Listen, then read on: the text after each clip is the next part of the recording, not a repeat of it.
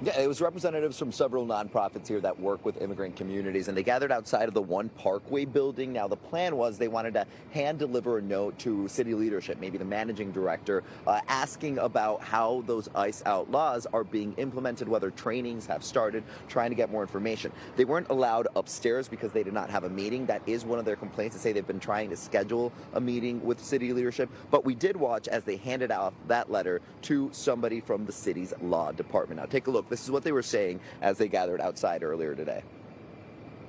Unfortunately, what we're learning even as we're doing training is folks have a confusion about what's happening. Now, representatives from several immigrant rights organizations, they tell us that they're still seeing confusion over how Philly's implementing the ICE outlaws that passed earlier this year. The legislative package became law April 23rd, and it took effect earlier this month on July 7th.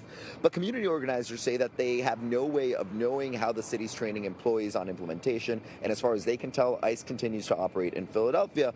They were able to deliver that letter to a representative today.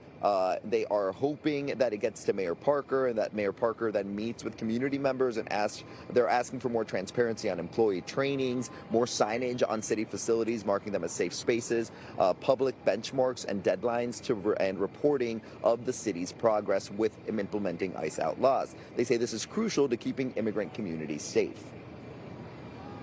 We have been doing community trainings, and people don't know these bills are in effect. They don't know what protections they have.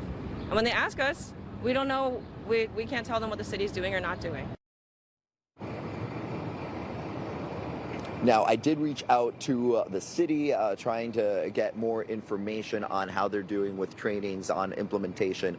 So I have not heard back as of right now, but I will, of course, keep trying to get those answers from them. I'll send it back to you. I'm Miguel Martinez-Valle, NBC 10 News.